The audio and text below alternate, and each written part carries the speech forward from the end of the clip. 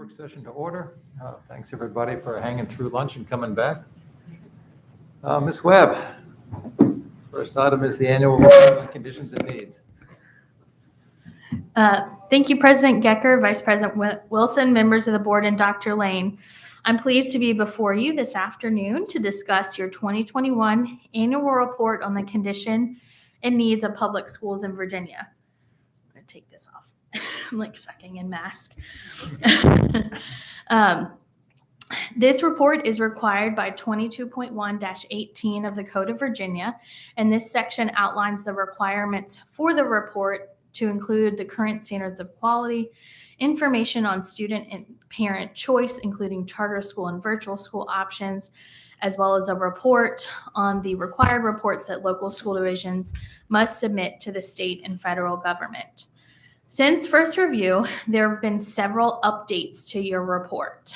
On pages 4 and 5, an executive summary has been added. On pages 10 and 11, additional research and information has been added to the staffing challenges section. On pages 12 and 13, a section has been added on the impact of principal leadership and support for new teachers. On pages 21 and 22, a section has been added on academic outcomes on national assessments. And on page 26, a section has been added regarding the environment surrounding public education. On pages 26 and 27, a section has been added on the board's role and authority to make sure that we educate the public on that role. On page 32, more information has been added to the board's Noteworthy Action section. Throughout the document, several technical and editorial updates have been made based on feedback and comments from each of you. And the SOQ prescriptions have been weaved in throughout the document as requested during last month's meeting. And finally, all of the required reports in the appendices have been added and finalized based on what's required by the code. I do want to say thank you to each of you for getting me comments back. I will say that I received comments from every single board member, which is very much appreciated.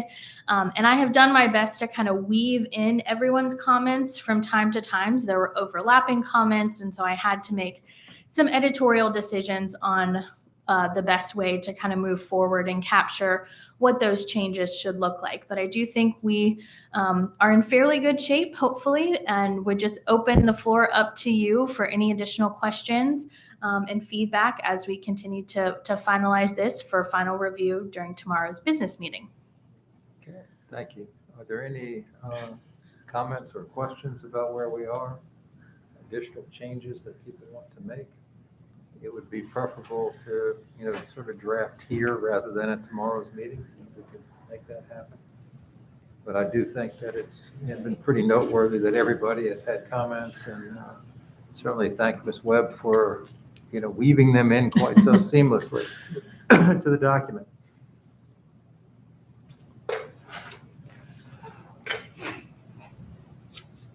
Anybody? Just a question. Yeah. Dr. Wilson. Thank you very much for all of this work. Really appreciate that. I know that we're still waiting for some data to come in, particularly Yes. enrollment. When do we anticipate? I know we say in November, but And I should have mentioned that in my opening remarks. I have been in touch with our data team.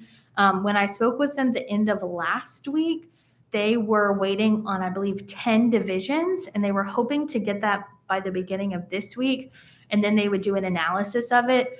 So I'm hoping to have something by the end of this week and would certainly incorporate that in. And as we did with last year's report, I believe the motion that we made during the official business meeting was that I would work with the president and vice president to kind of finalize that. So I would certainly think that we could do that again, and then I can work with you and President Gecker to get those additional data points added in once we do have them available. So we should have them by the December 1st submission date. Okay, well, if nobody has any comments. Ms. Holton? I confess to not having read it with as much care as I wish, but I have total confidence in your observing all of our feedback. But I'm just breezing through the executive summary and have two quick thoughts. One is So as I say, I'm breezing through, so forgive me if it's there, but even though we're highlighting challenges and should highlight challenges, are we also highlighting the fact that despite all the challenges, Virginia's public schools continue to be one of the strongest in the nation? And that, something in the spirit of while we're worried about things that could take us south, and while we're striving to improve, that something about our continued positive track record. And I know we've talked, Mr. President, about our NAEP scores, for instance, slipping a little, but on some of those, am I right that the Ed Week surveys, et cetera, we're still top 10 in the nation? And do we acknowledge that somewhere, and would it be useful to? So that's my one thing. And then the other thing I'll just do while I'm at it is the Virginia schools continue to be underfunded. You corrected me that one of the stats we've used in the past is no longer true. The Progressive funding model. Right. Yes. Which is great because we've done some adjusting on the equity, but on the funding, 27th out of 50, 40th out of 50 for state per pupil funding, do we somewhere in a summary way highlight the teacher pay data? And the one that I think is so prescient is the one about comparing teacher salaries to other comparable professions, which puts us either dead last or almost last. So we do, I was gonna say, we do include that in the staffing challenges section on, it's the last paragraph in that section, which is on page 12.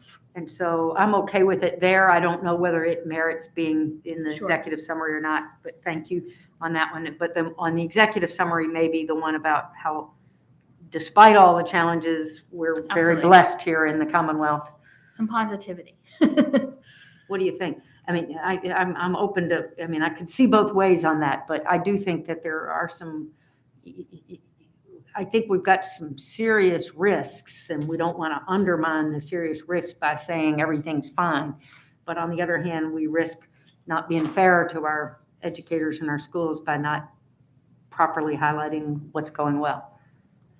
I'm of two minds. I toss it out for. I'll say that I agree that we should acknowledge those things that are going well, and that we, and the work that we're doing that makes us particularly proud. And so balancing that in some way certainly makes sense. And as I've read through it again, Ms. Holden, I acknowledge, I don't think it's there in a way that is explicit enough to highlight it. Happy to add I in might some more just- information there. Take the half-empty point of view just for a minute. That's okay. And it's not, I think it is, as we have done in the past, perfectly correct to list those things that we are proud of, that we have achieved, and that we were sure of in the pre-pandemic days. I'm not sure that, we have enough data now to know where we really stand post-pandemic. I don't think we've seen enough test scores. I don't know, if we understand yet the impact of the learning loss. I don't think we know. And I'm happy to highlight past, accomplishments as we used to, including, if you want, the, survey that said we're top 10 in the country in terms of that. But I think it's, at this juncture, to me, it's particularly important to say we have had a difficult period of time. We have staffing issues within the profession. We have funding issues now.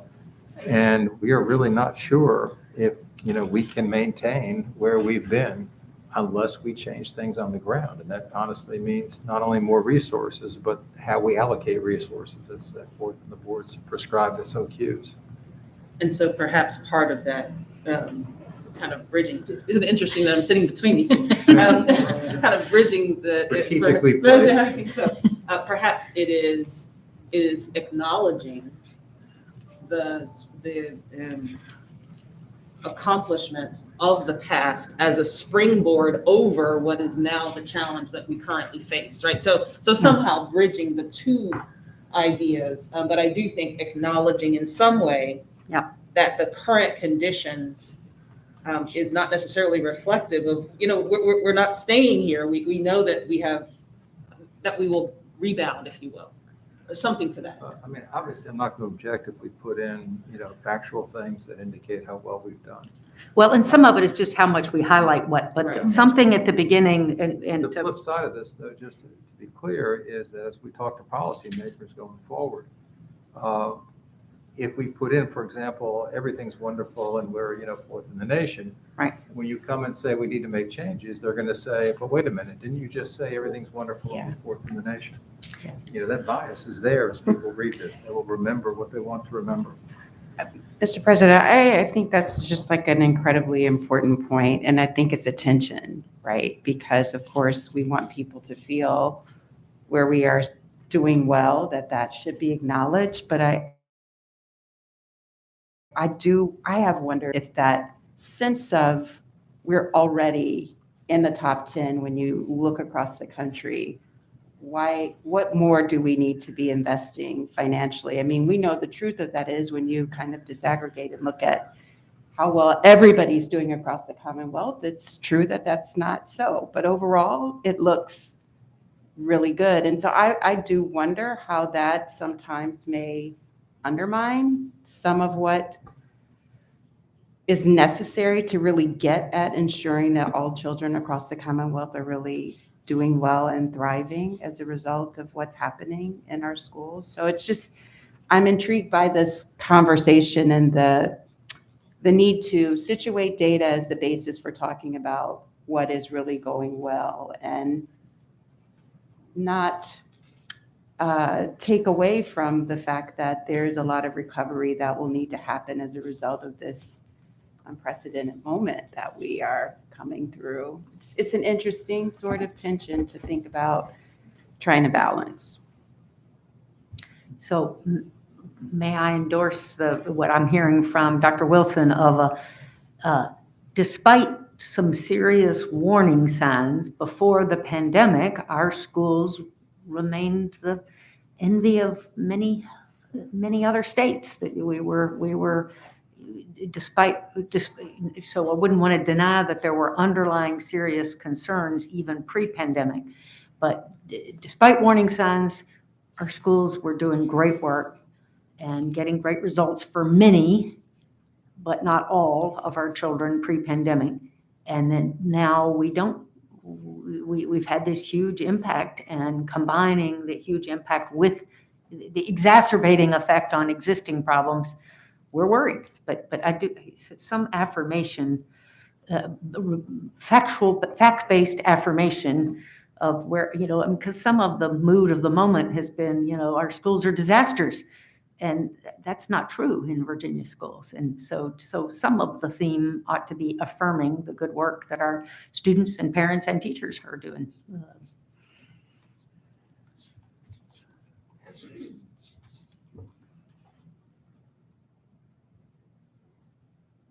If there's a way you can make Eeyore happy and me happy. I will do my best. Eeyore, Is that Tigger. you, Pooh, or what? And Just need to know what role I'm trying out for here. The audition.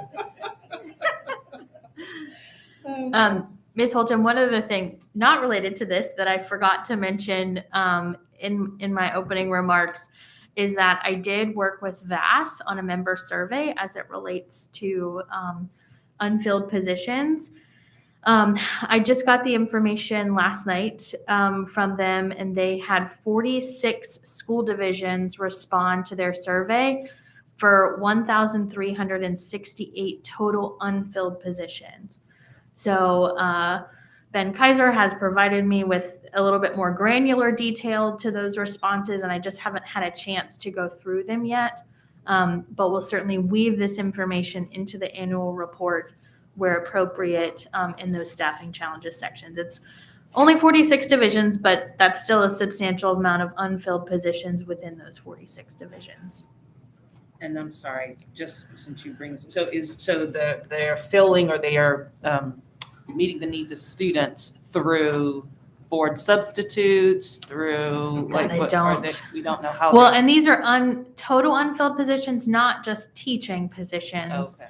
is my understanding. Okay. So The categories were, general education teachers, special education teachers, CTE teachers, pre-K teachers, school-based instructional staff, transportation staff, facilities and operations, and then budget and finance. And I will say, just looking at the pure numbers here, the largest vacancies are in the facilities and operations category with 392 vacancies.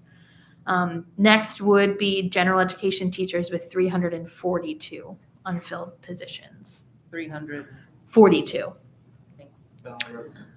But that only represents 46 divisions What is that the responded. sum of the teacher vacancies? The sum of the teacher, you're gonna make me do math on the fly.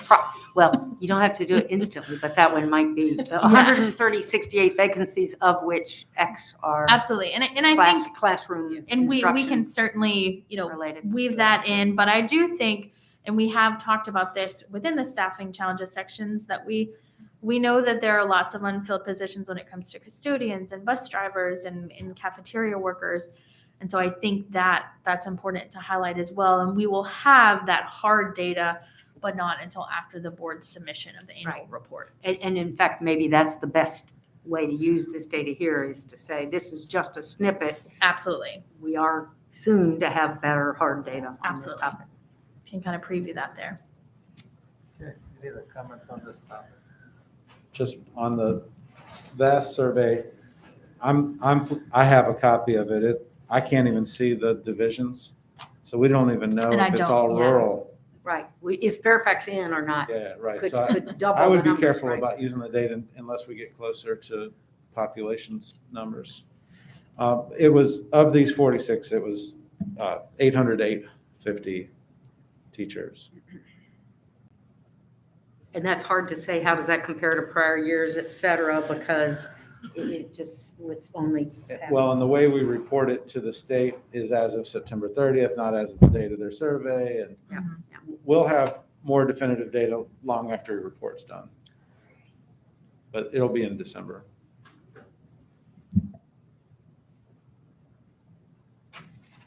Okay, so the motion tomorrow will be to, approve the report, subject to, I'd like the board to consider delegating to Dr. Wilson and myself for the final editorial approval before, just so we can take one more look through as we're going to be adding some things.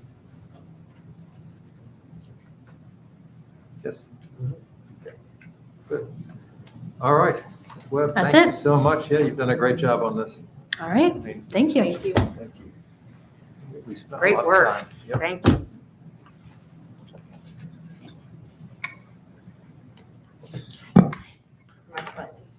Okay, increasing access and choice in publicly funded early childhood care and education, Virginia.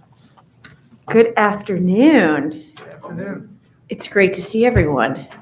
Great to see I'm you. excited we did a little bit of math in that last session. So there's nothing like math and economics after lunch to just really get everybody excited. So, well, it's great to see everyone. I think we've spent a lot of time together over the past year talking about the transition, moving all of oversight of childcare, Head Start, preschool, early childhood special education to the Department of Education. And one of the things we talked about is that would mean some pretty significant shifts for this governing body, for this board. And Emily and I, as well as Dr. Lane and the broader leadership team, have also been thinking about how do we provide sessions that are more general kind of edification about sort of the sector. What does it mean to have all of these things under one roof? And how does one think about health, safety, learning, access? And so the purpose of today's session is really a working session to provide that landscape so that everybody has it. We are not bringing any specific decisions today.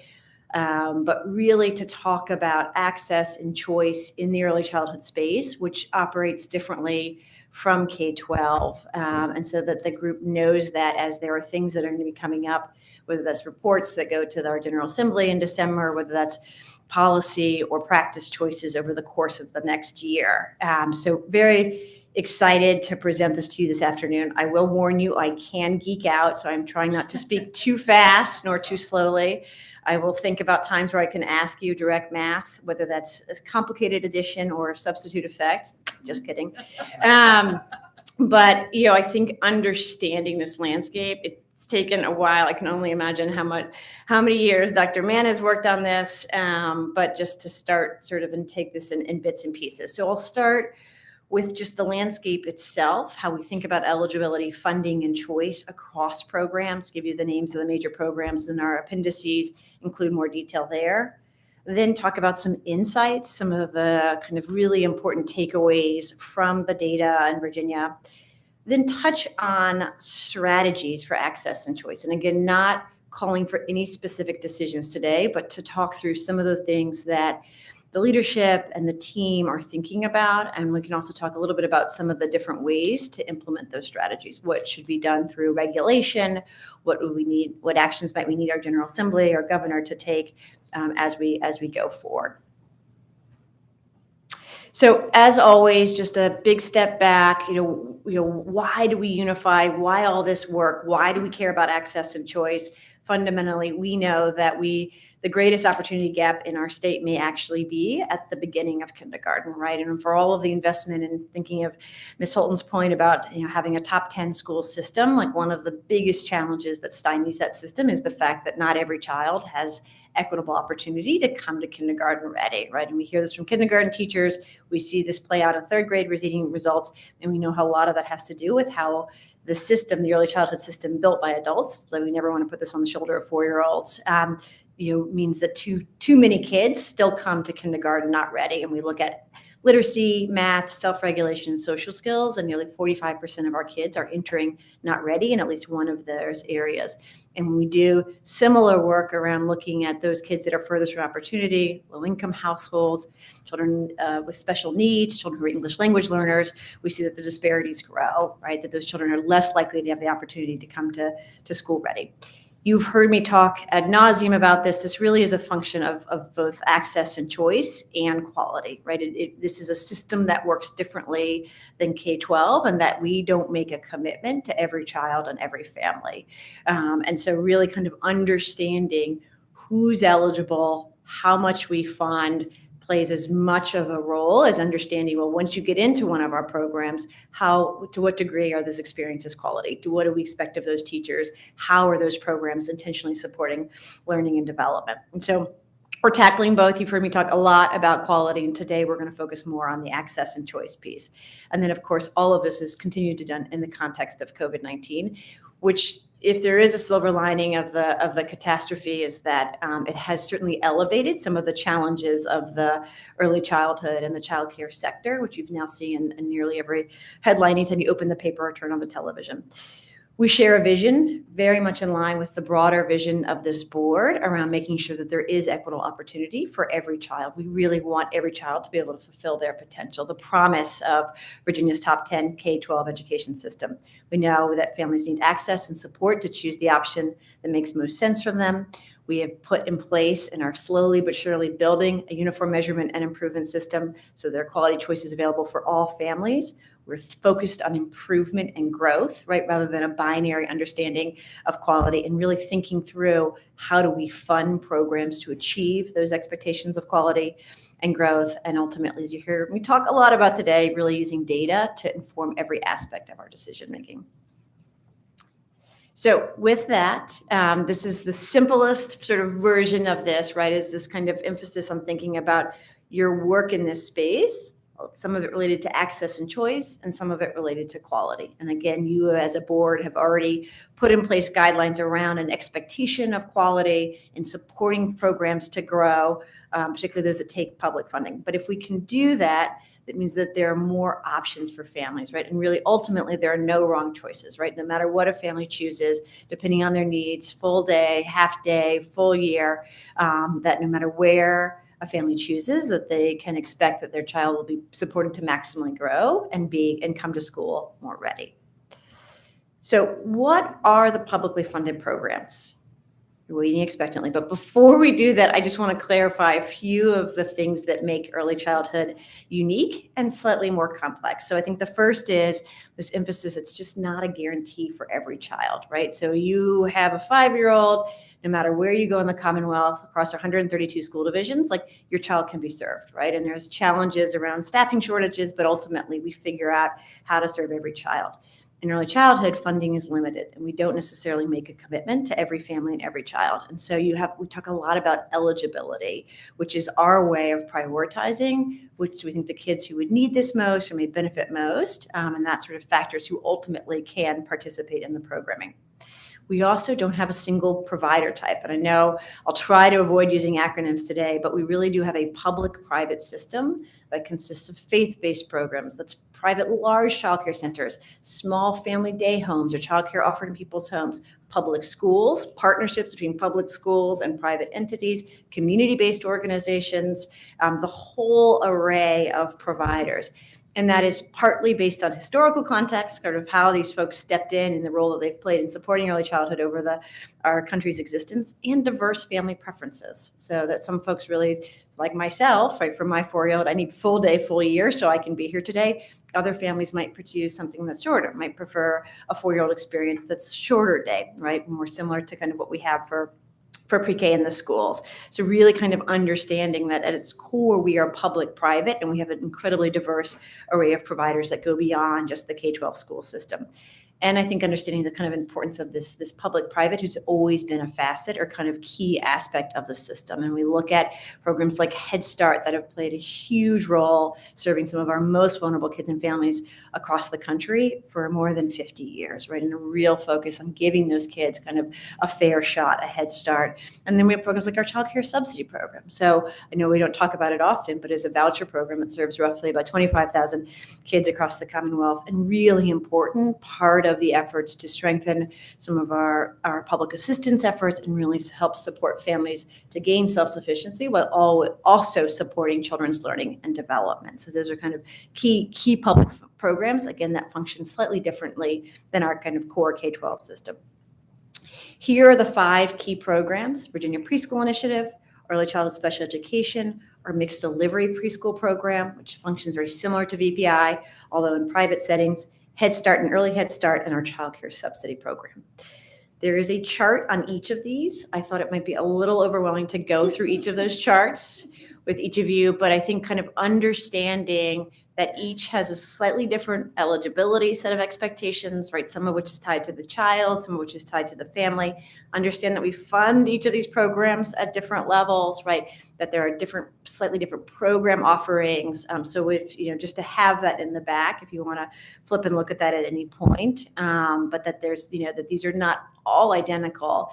And it's a real toss-up, right? I think I'm sure Dr. Min and I could probably talk until the sunset about, like, do we want them all to be the same or not, right? And for certain families that they need something specific, like, for example, Head Start offers comprehensive services, and those are really important for those families.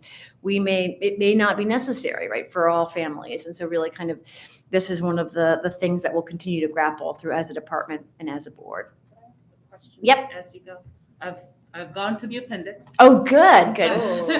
But so just, I don't see it here. Can you briefly explain why it's called mixed delivery? Sure, What that's is a the great mix? question. So the mixed delivery or diverse delivery are kind of 2 different terms that are often used. It basically is public dollars or different sort of sources going into one classroom, right? So it's about the funding that supports. It is. Okay. That is it. And that it tends to be where we use public dollars in private settings, right? So it's this idea of kind of that. Thank you. And this is that is a perfect segue into my extremely sophisticated graphic here. But the other thing to understand is that each of these programs, not only does it sort of operate differently at a statewide basis, but it can actually operate differently down to the classroom level. And you've heard me talk a lot about the importance of getting into every classroom to be able to support improvement. It's important to understand that every classroom has a different mix potentially of funding. So some, which we're very familiar with, kind of classroom A here in a school, everybody there is publicly funded, right? All of the dollars that supported all of the expenses of that classroom, the educator, the janitorial services, the materials, the supplies, all of it's paid for by public dollars, right? And that it might be different funding sources, but all public dollars. In contrast, and there's another example in Classroom B in a family day home business, maybe only one child is publicly funded, right? She receives the voucher. So instead of her parents paying, right, the state cuts a check to the family day home, but every other dollar that flows into that family day home comes from private paying parents, right? And so that means when we put an expectation on that setting that we're only paying for a portion of that expectation, right? Which is very different than, say, when we do like the standards of quality and we're sort of funding the entire classroom. And then Tammy can probably, Dr. Mann, excuse me, could probably attest to that. Then there's really complicated classrooms, like folks, like incredible centers like Companion, where you're bringing multiple sources of funding, Head Start, private pay, childcare subsidy, on different timelines with different expectations, some of which really track to the kid. And then you've got to figure out, of the various expectations attached to those dollars, how do we put all of them in place in a single classroom? So, sort of two key takeaways here. One, there is some implicit complexity, right? And that's why you'll sort of, we're very careful when we think about addressing this. We can't just assume that like, oh, because we're paying for every new expectation we put on programs, we can do this. We have to be very thoughtful about the fact that oftentimes, that this entails like how many private paying parents can afford a program, right? And again, what you're going to hear me talk about multiple times today, the way that the childcare market generally works, it's not about what it costs to operate, it's about what your parents can pay, right? So in low-income communities, if there's not public dollars, all that they can afford to charge is what parents can afford to pay. And if parents can't afford to pay, there's no plan B, right? Parents simply opt out of the workforce, which I know we've sort of seen happen in large scale over the course of the last 20 months in our country.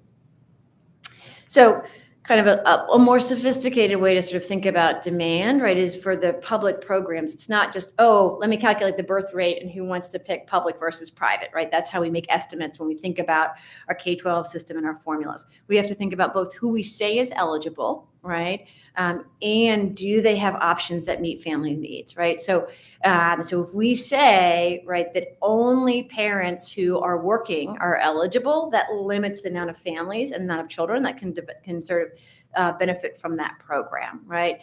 If we, for instance, as we've done with the Virginia Preschool Initiative, in combination with our General Assembly, make more 4-year-olds eligible, then we know that there are more 4-year-olds who would actually take advantage of that program.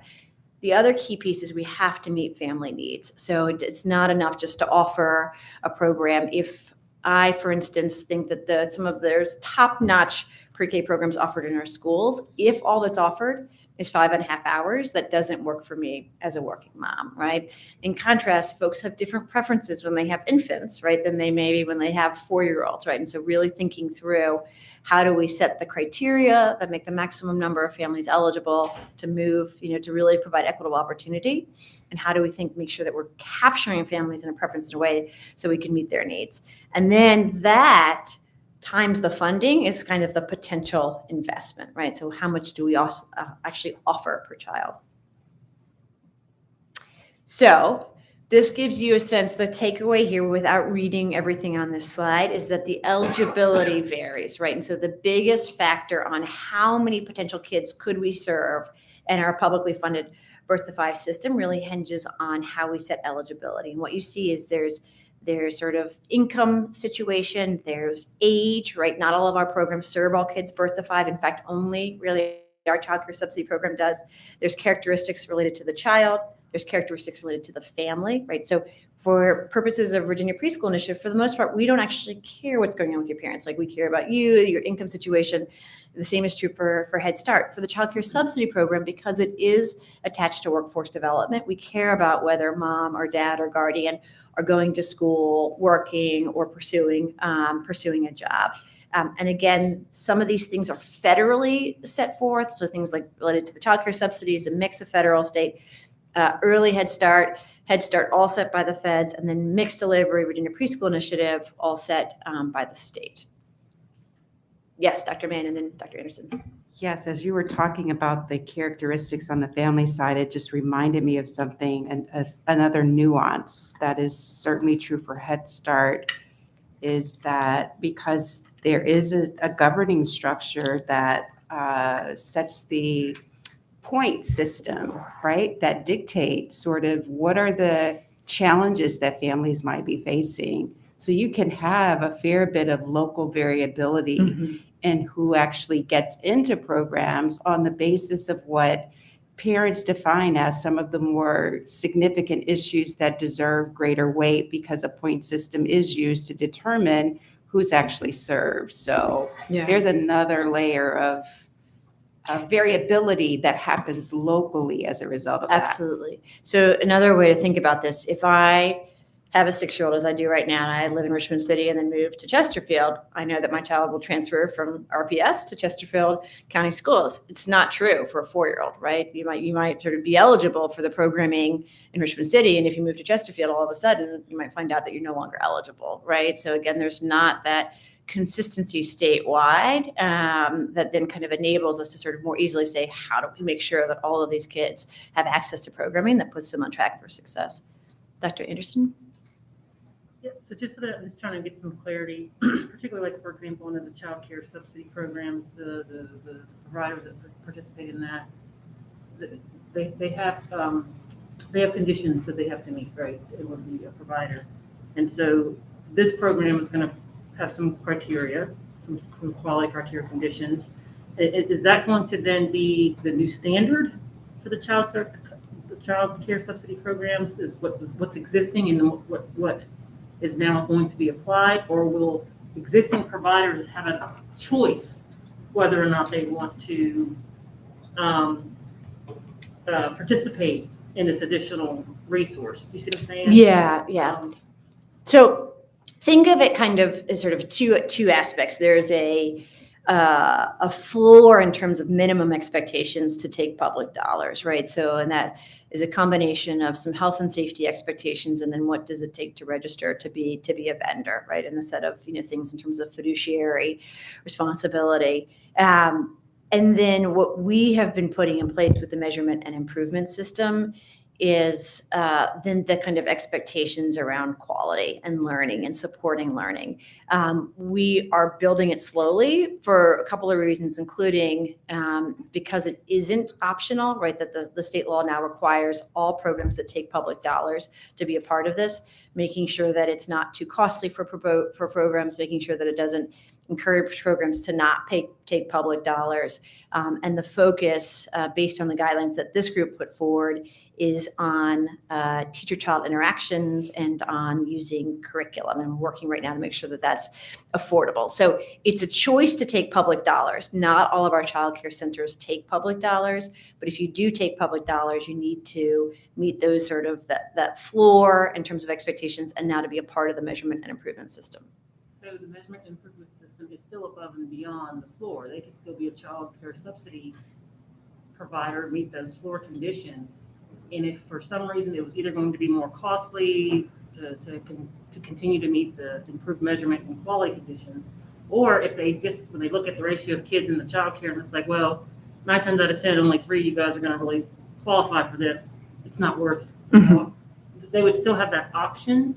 So if you take public dollars, you've got to be a part of the system, the measurement system. You all are still setting the expectations as we go. So part of what we're doing this year is to kind of understand where it's starting, so you can set reasonable expectations and imagine that the expectations are growing over time, but in a way that's in part with the field. But we are moving towards saying that, yes, if you take public funding, that there's a minimum of sort of health, safety, and learning that we want to see happening.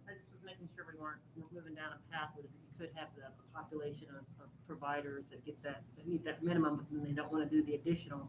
And then you've got the parent that needs to use a child care subsidy program, and now they have a delineation between choosing where to send their kid that might not be as equitable. Absolutely. Yep. See what I'm saying? So I'm just trying to see. Yes, and we're figuring out also how do you sort of look at the overall portfolio, right? So kind of increasing the number of programs that take public dollars that then are part of this, and then sort of thinking through how do you get to a place where there are, if you use a voucher or you participate in a publicly funded program, that there are really no wrong choices, right? That we're sort of growing everybody to sort of meet those levels of quality. Yes, Mr. Swan. So my question is, if a program is paid for by public dollars,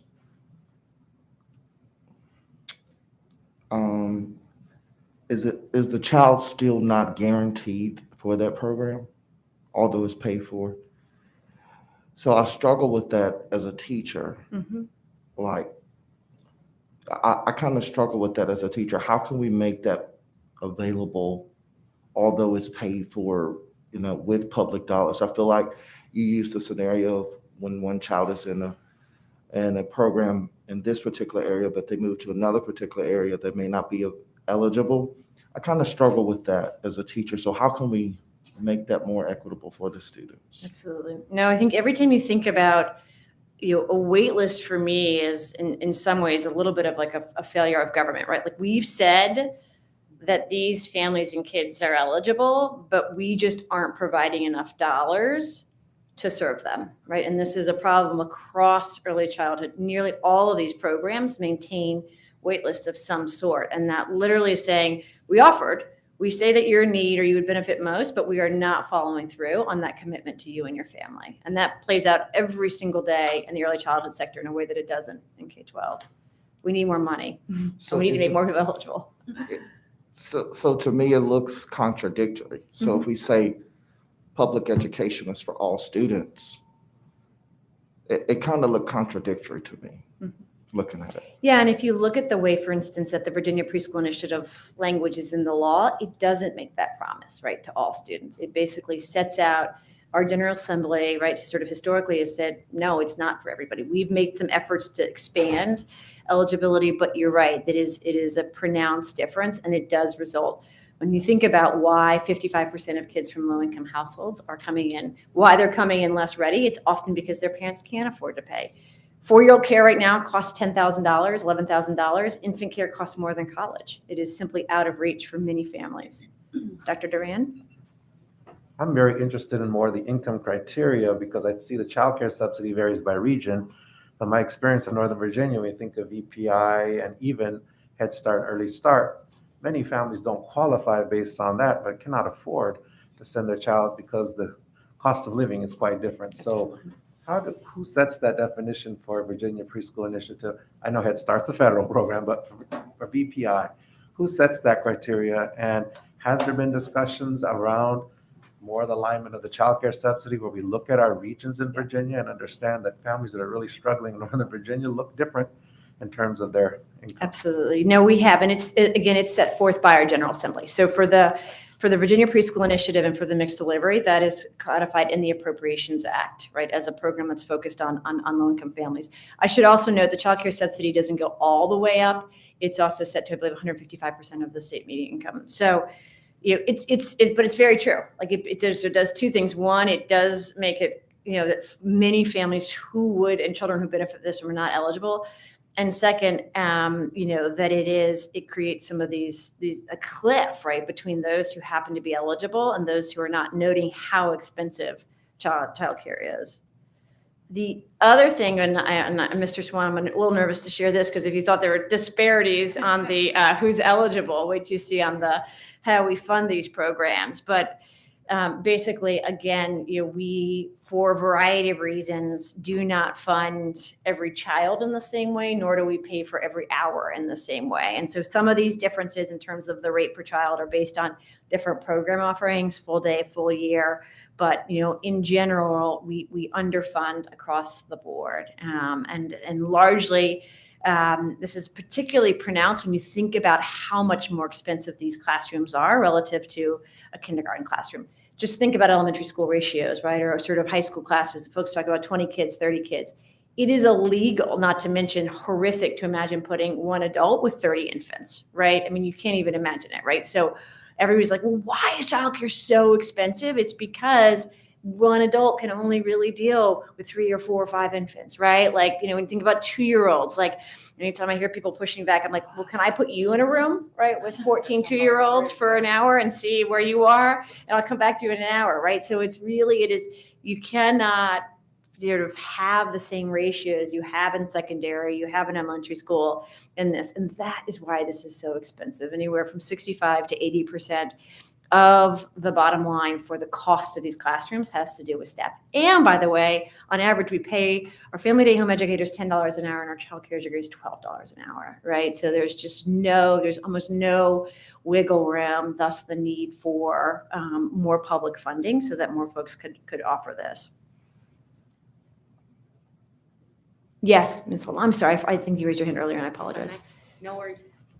So is mixed delivery, am I right? Is that what I think of as VPI plus? So that it started with the federal grant and then it's evolved into this, or is that not right? It's I never really want to say is that not right, right? Because Well, then you're no, putting me in tell this me. place. So, No, no, so no. it is No. different. VPI Plus was a total sort of separate program for 4 years. Mixed delivery was written into our state budget, so it's entirely state funded and has been mostly from the beginning. But basically to say, that we had sort of hit a plateau with VPI and sort of, and that participation that worked for a lot of families, but there were some communities that didn't have classroom space. There were other folks where parents needed full day, full year. And so they said, what if we offered an equivalent of VPI, but in a private childcare setting, right? So again, they can cover the summer, they can do the full day. So basically think of mixed delivery, again, roughly about a group size, sort of classroom size of 18, 2 adults, right? So 1 to 9, 1 to 10, depending, looks just like a VPI classroom, but it's at your kinder care or it's at your childcare And center. how long have we been doing that? At least a decade, I believe. Okay, Yeah. thank you. And we've measured their results and we've seen that they sort of similar growth in terms of kids benefiting from that program. So want to share a few data slides, which we've tried to, because we could bury you in the data and but just to sort of, that are some really key insights that hopefully will stick with you as you sort of think about some of the strategies to go forward. So the first is, and I feel like I'll give credit each place where you all have anticipated where we're going, but yes, the demand outstrips the funded slots. So this chart basically shows you, kind of gives you the numbers for our birth to 5 population. So Virginia's pretty easy. If you think about our age group, we basically have about 100,000 kids, right? So you think about infants, 1-year-olds, 2-year-olds, 3-year-olds, 4-year-olds, 5-year-olds, we've got 600,000 kids. About half of them are under 300% of the federal poverty level. To Dr. Duran's point, right, that looks different in certain areas of the state, but I think that's a more realistic measure of where there's going to be a struggle, and certainly a struggle to afford infant care if it costs $14,000 a year. And of that, about 90,000 are completely below the poverty level, right? So we've got sort of pronounced number of extremely low-income households, but then a pretty sizable number of folks who are also struggling. For that, right, so even if you assume, let's sort of generally say that 300,000 are in need, we've got 71,000 publicly funded slots, right? So you think then, Mr. Swan, of how many, right, that difference between that 300,000 and that 71,000, gives you a sense of that gulf. I will also say that 71,000 is far less than even the number of kids under the poverty level, right? So we're not even serving our kids under the poverty level, and that's most pronounced for our infants and toddlers, right? Because the large number of Head Start slots that are dedicated to those kids under the poverty level are all for 3- and 4-year-olds. So again, only just under 12% of the kids that are in potential need are actually served right now. Yes. Ms. Holton and then Dr. Duran. So, but only 12% are served through, I'm looking at do your acronyms there include the childcare? Yes, so child care subsidy program, okay. yes. All right. Now, Wow. there might be others who are paying for childcare, but it goes back to Right. how Private long can pay. they do that and at what cost, right? So this does not reflect the entirety of private paying. The only category Yes, that leaves but out these are private the pay. ones that we are actually making childcare or preschool affordable for. But that's quite the gap of the publicly funded slots to the folks who presumably have financial need. It's enormous. Huge. Clarifying question. Yes. 71,118, is that the number of slots available or the number of people who are actually accessing the slots? And I ask that because I do know also, speaking about Northern Virginia, there's a lot of slots that go unfilled because the match that's required for the VPI in particular, school divisions don't have enough funding to meet the match because the match is not really half. Yeah. It's sometimes not even a third in Yeah. some cases.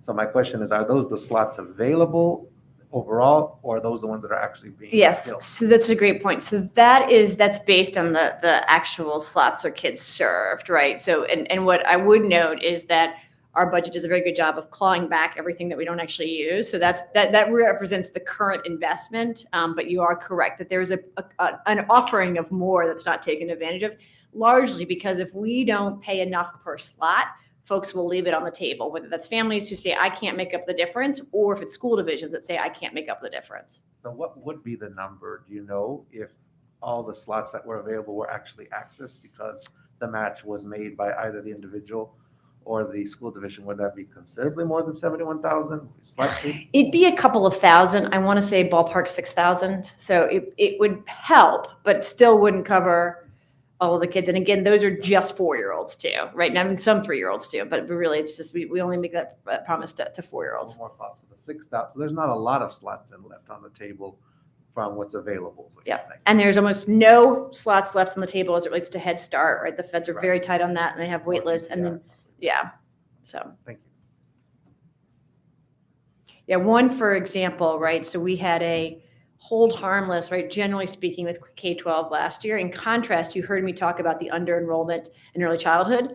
All of those dollars were scooped back and went to back to the general fund. So while school divisions kind of received funding for K-12, even if kids weren't in slots, they did not necessarily receive that, right? They only received kids for which they were actually served in that year. So again, a difference between how we support K-12 and how we support early childhood. So, and this is the next kind of key takeaway is, again, even with that gap, we're doing an okay job on 4-year-olds and then it drops off. And by the time you think about infants and toddlers, it's incredibly low in terms of the number of children that we serve. So yellow is infants and toddlers, black is preschoolers, red is school age. And what you see is that the vast majority of the kids we're serving with public dollars, Head Start, CCSP, which is Child Care Subsidy, Virginia Preschool Initiative, and Mixed Delivery are all preschool.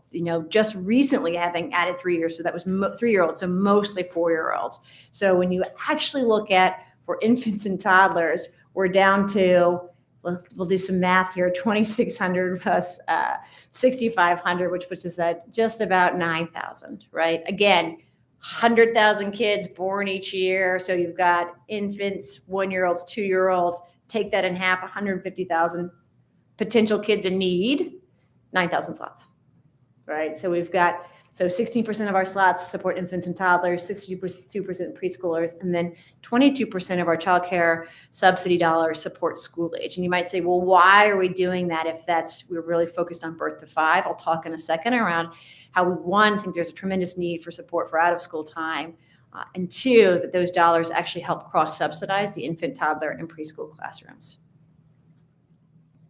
So just looking at preschool, which you just heard me say is the best, where we look best, you'll see that we're missing 1 in 3 of kids who could be eligible, about 100,000 across the 2 age bands, 3 and 4-year-olds, who could be eligible below 300% of the poverty level. And when we count everything, early child special education, Head Start, child care subsidy program that goes to 3 and 4-year-olds, Virginia Preschool Initiative, Mixed Delivery, we serve about 35,000, leaving about 66,000 who go unserved. 3 and 4-year-olds, the 2 years prior to kindergarten, which can make a huge difference ensuring that kids come to school ready.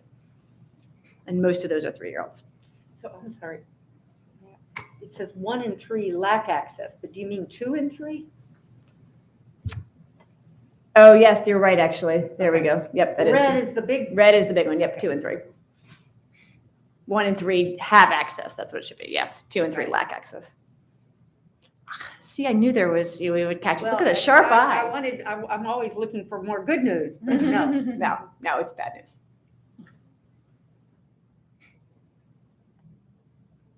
So a couple of last takeaways. So again, to Ms. Holton's point, right, we already know that 2 out of 3 3-year-olds, 4-year-olds lack access, and then it gets extremely pronounced as we get to infants and toddlers, which makes a huge difference in terms of parents being able to be part of the workforce and the development of children. I should juxtapose all of this about what we know about brain development birth to 5, right? And the fact that there is enormous brain development and growth, language acquisition, all of the foundational elements of your brain that support emotional regulation and support all of the soft skills, right? Kids are missing out, right? All of the hundreds of thousands of kids are missing out on these opportunities to support this. And this is most pronounced in our infant programs. Only half of our programs overall, includes those that take public dollars and those don't, even bother to serve infants and toddlers. It's so expensive, right? I mean, you hear this when you talk to somebody who's got a parent of a baby or a 1 or 2 year old, and they're like, I can't even find a program. Like, even if I had all of the savings in the world, I can't find a program because it's so expensive to serve. Smaller classroom sizes and again, incredibly low teacher-child ratios. So when we look at just the subsidy program alone, right, our best effort to serve infants, we get it's less than 5% of the program. And then thank goodness for early Head Start, and that helps us in serving those. But again, we serve about 6% of our infants and toddlers that might be eligible. So that means 94% of kids who, even though we know this works, and even though they might benefit from it, are left out in the cold when it comes to infant and toddler care. Mr. Swan's not. Yes. It just bothers me because we're fighting for equity, and to me, it's not equitable. And so my question is, how can we make this available for all children? That is the thing that's battling within me. Like, I just feel like it's inequitable because you're saying to some students, we can't give you what you need to prepare you for school. So how can we do that? How Absolutely. can we? No, that's a great question. Hold that thought for 1 second. I'll talk through a couple of the strategies in just 2 slides. So want to just spend a moment here to do a little bit of a sort of explanation plus a sort of shout out for the importance of out of school time. But as I just noted, a significant amount of the child care subsidy program actually supports school age children. And you might say, well, how does that help towards our mission of ensuring that every child has the opportunity to come to school ready? One is these often cross-subsidized. So while you have very low ratios for infants and toddlers, you can actually have 20 plus sort of school-age kids, right? And so that's real revenue for parents. Parents can also afford to pay because they're not paying for school, right? And so that when you look at, we often hear from childcare programs like it's my after-school program and my Fort Hill classrooms that float the infant toddler care. So we recognize that even though maybe it would be ideal for more of our childcare subsidy program to focus on birth to 5, we would be hesitant to shift away from that because those dollars all flow into these private settings. And again, we fund for whatever historical reasons when we inherited this program, we actually fund school age much closer to the actual cost to operate when you factor in those ratios. So one of the things that happens with the voucher program is that the market tends to respond. So part of the reason that Virginia, more so than many other states, has so many kids on school age is because we've set rates that are closer to the cost to operate. So providers shift towards saying, this is the way that I can make my program run is to serve school age. So I will say, having done a bunch of work with the YMCA and the Boys and Girls Club in the last year, the demand for out of school time is also enormous right now. And that also affects, as we saw with the pandemic, like you can't leave a 7-year-old alone, right? So kids also need someplace to go. So I think, I think you'll hear us talking more and more about, again, how do we solve for the birth to 5 inequities, but also to recognize we can't have parents working if not everybody can end their day at 3:30 or 3 o'clock. And so really thinking strategically as an agency, how do we also address the school age children who can't be on their own or for which there are not a lot of extracurricular activities. So to Mr. Swan's question, what do we do about this? And I will kind of pause here and say, I am fully committed to kind of working with this board to explore every opportunity within the sort of the realm of your authority and control. A part of this is out of your hands in terms of these are decisions either made by the federal government or by our elected officials here in the Commonwealth. But here are the things to think about as we seek at tackling this. And I think, again, there's so many bad analogies, including like different bites of the elephant, which are just terrible. So, but I do think sort of slow and steady to kind of think through kind of how do you grow the supply, how do you make sure there's a certain level of quality, kind of health, safety, and learning is important. So I think the first is to really address eligibility, right? And to recognize that folks should be eligible, and to sort of think about, like, when we really say we want every child to have equitable opportunity to come to school ready, how do we use our data from VKRP and start to think about who doesn't have that opportunity and how we make more kids and families eligible. And this is important on the supply side, right? Because providers are only going to build new classrooms if they know that families will be eligible and that there will be sufficient funding. So we've got to both address eligibility and the per child funding. We need to, across the board, whether it's how this board sets regulations for childcare, whether it's how we think about Virginia Preschool Initiative and our advocacy with the General Assembly, but we have to cover the cost of care. This is way more expensive than K-12, and we fund pennies on the dollar, and we need to sort of address that rather than using the market. We need to expand this idea of mixed delivery or diverse delivery, is that we know, including in Dr. Duran's area, there are simply not enough classrooms, right? And so really thinking through, if we've got classrooms in the church, in the childcare center, in the family day home, right? If the educator speaks the language that the family does, and that's where the family would prefer, how do we think less about the name on the outside of the building or the funding source, and more, what are the experiences that will support that child to grow, develop, learn, and thrive, right, in a way that aligns with parent choice and the parent preferences. I think if we want more kids kindergarten ready, we have to focus intensely on those 2 years prior to school. We know from years and years of Head Start longitudinal data that 1 year is not enough. You often hear about pre-K and fade out, and there's no other grade band that we expect is going to fully prepare you for the rest of your life, right? We don't say, well, you did really well in ninth grade, and therefore, you'll never struggle again, right? Really thinking through, though, how do we give every child in the Commonwealth who wants it, never compulsory, but sort of 2 years prior to kindergarten, to really sort of develop those sort of early literacy and math skills, and probably even more important, right, those social emotional skills that they will need to be successful. We've made some flexibility, as well as being flexible with 5-year-olds, right? It's 5 by September 30th. We know last year that there were kids who were age eligible, but not quite ready because they hadn't had preschool. So providing some flexibility there. And then I think this idea of really, talking about promoting, thinking about the kind of use of wait lists. And I think that's really, I think sometimes there's this sense, well, we don't even use all the slots, right? Or families wouldn't take advantage of this. And a part of that is if we make it very hard for families or we make it too expensive for families, that's right. They won't take advantage. But I think as we increase eligibility, starting to really think through, how do we quantify the demand, things that parents would want, right, that families would take advantage of and would want to if they want to go back into the workforce, go back to school, pursue a job, and think about how you use that data then to demonstrate how many families would want this and take advantage of it. It's hard because of some of the under-enrollment we saw in the last 2 years, but we have to build the case, and a part of that is sort of saying that more families need to be eligible, and then we manage these wait lists. And then as it specifically relates to the child care subsidy program, some of the same things, I think similarly funding based on the cost of operating in the private setting. One of the things, for instance, we've done some analysis with Kent and his team around VPI, right? Part of the reason you saw the VPI rate was less per kid, a part of that, it's a shorter, right? It's a school year, it's 5.5 hours, but there's so many costs of VPI that the school division is taking on, right? We don't account for janitorial. We don't account for music in this. We don't account for that. Those kids get that. I was talking with some 4-year-old teachers and talking about who needs the counseling and the this and the that, and where there's sort of some of the most energy, right? It's the 4-year-olds. And we don't treat those classrooms differently than kindergarten classrooms, but we only fund pennies on the dollar in terms of the true cost. And so it looks like it's cheaper, but then when you actually look at the full true cost, in the private setting, you see actually how expensive 4-year-old programming is. Again, encouraging family sufficiency. We cannot bring this workforce back unless we expand eligibility and support all families. Base funding on the true cost of care, recognize how much more expensive infant and toddler care is. There's been some really incredible data done on measuring words and infants and toddlers, and almost to a fault where I was like, oh my goodness, I hope I talked enough when my little ones, but that by 18 months, so much of your vocabulary acquisition is already established. 18 months, right?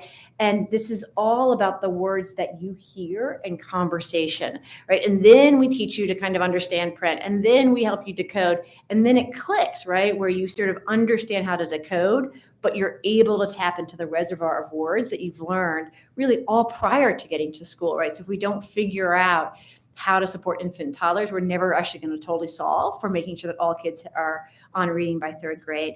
And then to the point that Dr. Anderson made, I think ultimately, recognizing this is an incredibly public-private program that thrives if we can get more private providers to agree to take the public subsidy program, right? From home-based settings to faith-based settings to community-based settings to private businesses. How do we run a subsidy program that works for families and works for providers so that there are options that work for all families? Families can choose the best option for them as we go forward. So some of this is regulatory. Some of this will need action from our General Assembly. And we've submitted a full list to the governor's office for addressing some of these. And some of these, as Dr. Mann knows, and in some of her work, it's going to take, a decade of kind of thinking through how we chip it away. There are things that are promising on the federal front in terms of relief in additional dollars around childcare and around preschool.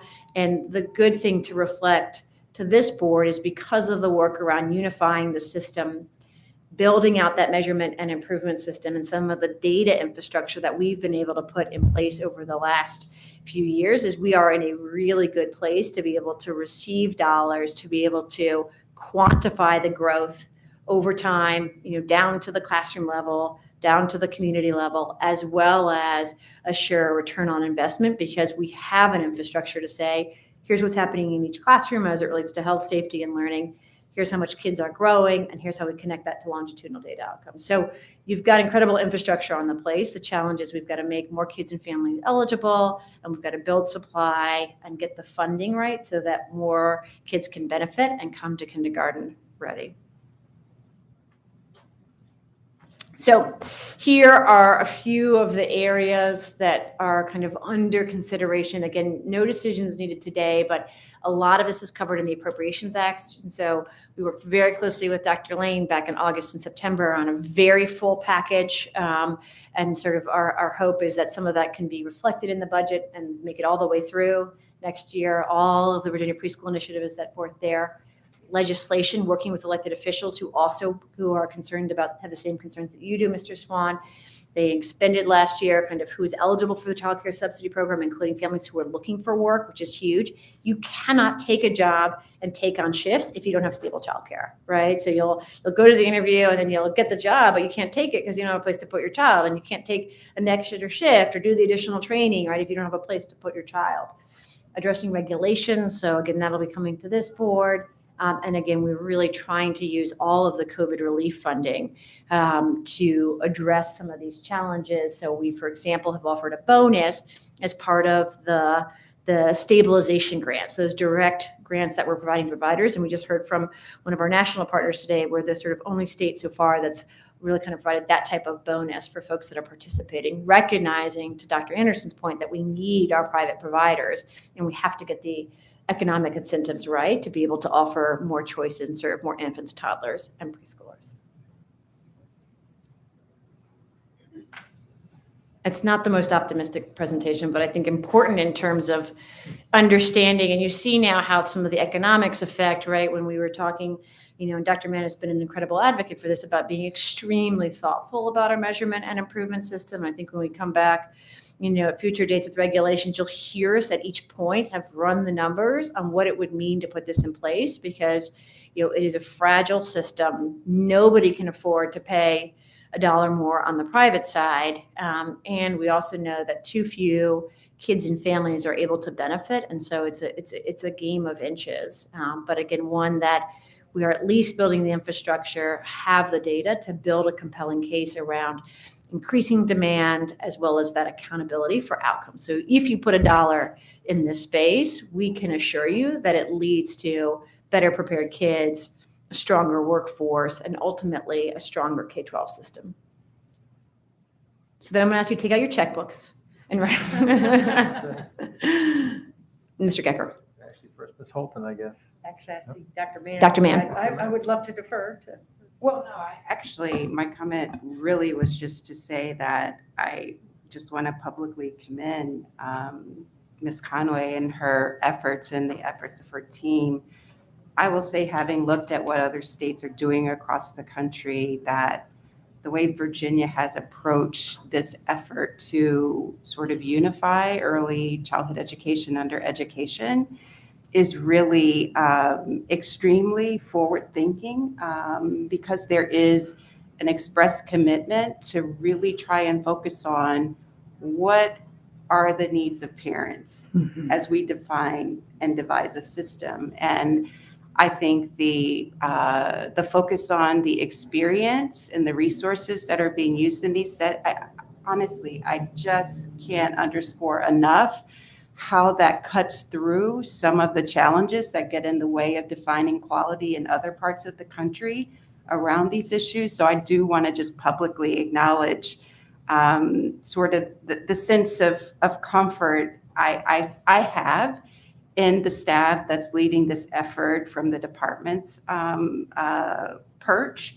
I also, you all can't imagine the work that was done to get ARPA funding out. I mean, that wasn't a part of the presentation, but I feel like having watched that sausage get made, the work that this department did to truly try and devise a system that was responsive, efficient, and really allow resources to be deployed on the ground in a way to stabilize the sector. Again, extraordinary efforts that deserve to be commended. And then just finally, I think this is an excellent Cliff Note. I don't know that Cliff Notes still exist out there in the world, but I think the unpacking of sort of the definitional elements that sort of make up what it means to think about the complexity of this sector, that as a board, we have a resource here that we should be coming back to as issues come before us.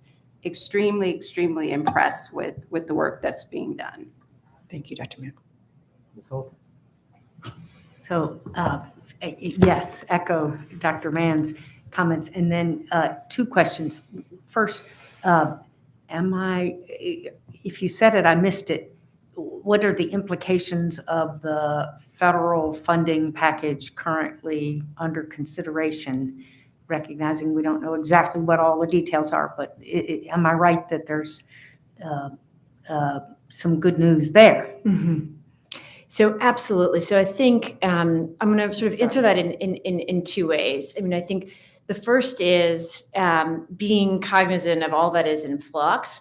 I would confidently say Virginia is in a good place to receive, and sort of to build a system for receiving and growing the number of slots, right? So whether that is Build Back Better, which can includes both dollars that could go into the child care subsidy program, as well as an expansion of preschool, whether that's revenue dollars that come in from marijuana legalization, right, that goes towards 3 and 4-year-olds, like what we are building will allow us to grow. And I think that's, really, really important and will allow us to grow in the public-private way, right? So that as we've done, we've expanded mixed delivery pretty significantly in the last few years. We grew to over 1,200 slots this year. And some folks, well, can you fill every slot? And we did, right? And now we're positioned to grow more. So what is fantastic about any of those options is that, we would be able to grow and grow and grow and potentially serve more kids and family, and hopefully could do that in a way that would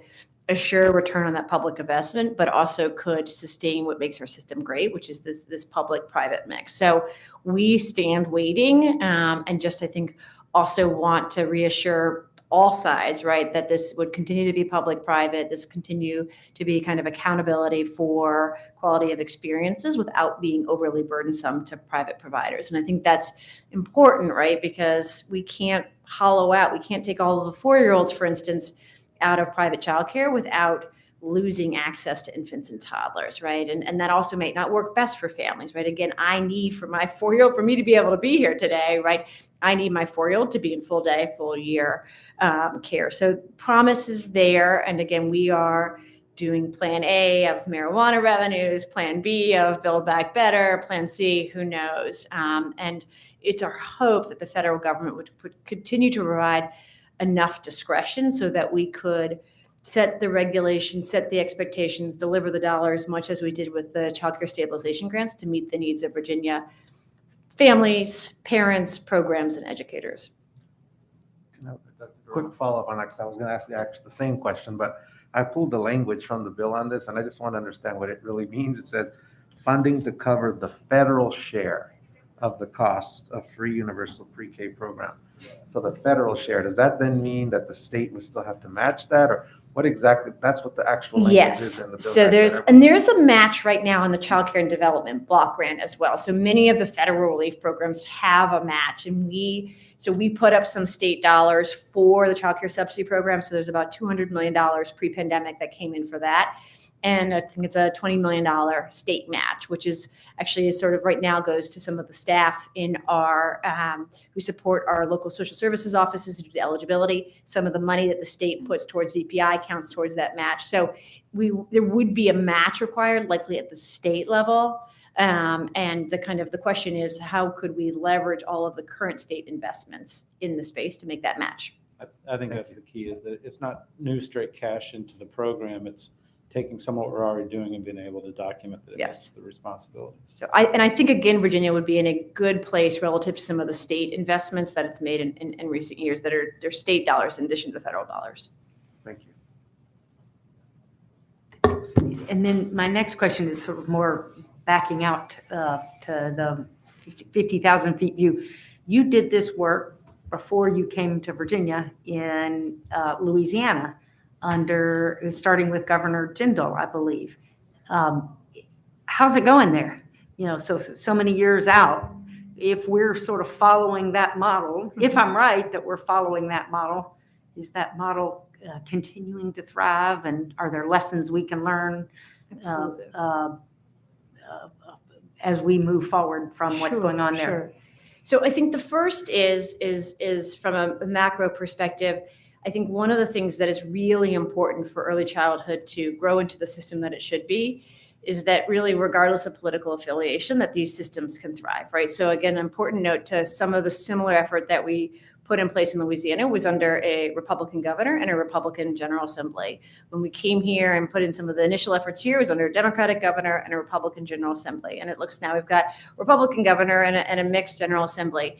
And I do think it is really important, right, as we sort of think about this system and all that it promises, like it can't be affiliated just with one party or the other. And so hopefully the totality of some of this work across the states can demonstrate that. I think in Louisiana, there was much more of a focus, Ms. Hilton, on accountability, right, and quality improvement over time. And we have some very exciting data. We had a multi-year partnership with UEVA in Louisiana, and they have shown really significant growth. And so I think back to Dr. Mann's point, a lot of prior to this sort of last 5 years, we measured quality based on inputs. How many kids were in the classroom? What was the degree of the educator? How many books were on the shelves? And those are important things, but they're not actually maybe the sort of that correlated with kids' sort of growth over time. And they don't really reward a growth mindset. It's a very binary. You've got a bachelor's degree, you're good. You don't have a bachelor's degree, you're not quality. And what we found in Louisiana, and one of the first states to lead this way, is that quality doesn't necessarily need to be defined by a credential. And maybe what we should be paying most about, right, particularly if we're underfunding the system, is growth. And so they've seen year over year growth in the adult-child interactions across the sectors. In fact, the thing I'm most proud about is the most growth in childcare, right? This is in one of the poorest states in the country where the average pay is $10 an hour. They've also been able to increase funding, even in a deep red state, because they could demonstrate that accountability, that return on investment, and because these programs were willing to be a part of this system. And so a Republican-led special committee called for an $800 million investment in childcare with a real focus on infants and toddlers, because they could believe in that data, because they had sort of demonstrated accountability. But again, I think the most important lesson learned on Louisiana is this idea of recognizing and supporting growth, right, rather than a binary quality.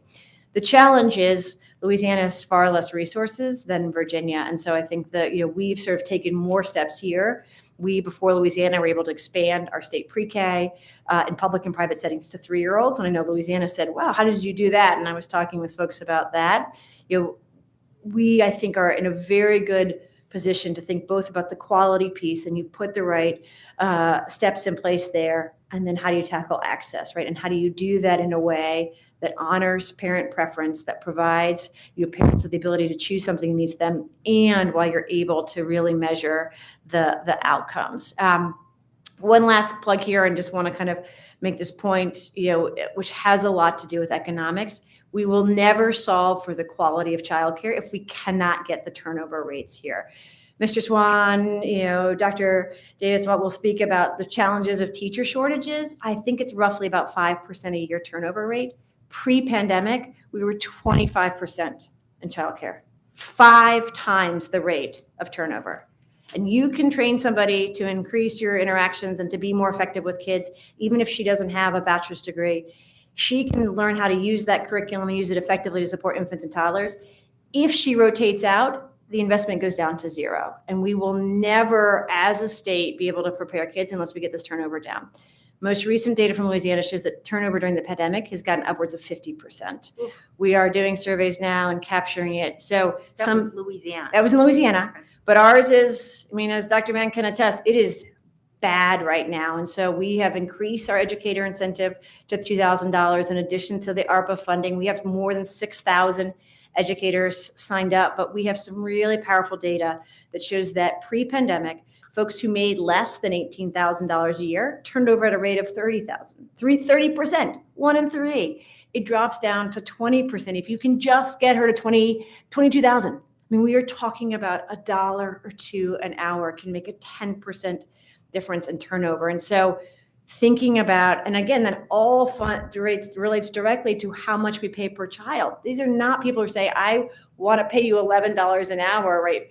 Because I don't want it. There's just no give. There's no margin of error. And so really thinking through between our educator incentive, between reasonable expectations, supports for the field, if we could get that turnover number down, Ms. Holden, I think we can demonstrate growth over time. I think we will have VKRP to show positive child outcomes and really growth over time. But we have to solve for, if we could just get our child care educator turnover to look like our K-12, right? And we know they're a K-12 student, but if we could do that, that would move this sector enormously in the Commonwealth. Sorry, I get on the soapbox a little bit about paying these teachers more, but Mr. Gecker, did you have a question too? I did not actually right now. Okay. Thank you very much. Very thoughtful, actually, presentation and very complete. I certainly appreciate it a lot. Absolutely. So we'll bring more, but I thought this was just a good first step in terms of the landscape, understanding some of the differences. And again, I think you'll hear more come December on the governor's budget, and certainly I can work with Emily around kind of helping sort of explain some of the aspects there. And then ultimately we'll bring things to you via regulation, but just wanted to set level setter on the landscape first. Thank you. Okay, we'll move on to realigning alternative accreditation plans to the 2017 accreditation model. Good afternoon. Oops, do I take a break?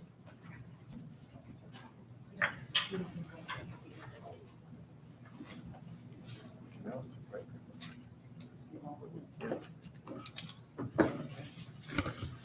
Did I hear you say you might take a break, Mr. Gecker, or should we No, go I think ahead? we're gonna push on, but thank you. Okay. All right. Good afternoon, everyone. We are here this afternoon to talk with you about realigning the alternative accreditation plans to match the 2017 accreditation model. But before we begin the presentation, I wanted to take the opportunity to introduce to you Amy Siepke. Amy is the new Director of Accountability. She is returning to the department, so she's coming back home again. Most recently, she was the Director of Curriculum and Instruction in King William County. But prior to that, she served here as the Assessment Development Coordinator. And prior to that, she was a mathematics teacher in Hanover County. I think under your leadership, Dr. Wilson. There's that look of recognition. Yes, yes, we like to have the Hanoverians here. So anyway, we're very glad to have Amy back, and we're going to share the presentation this afternoon. So I'm going to begin and then turn it to Amy to give you specifics.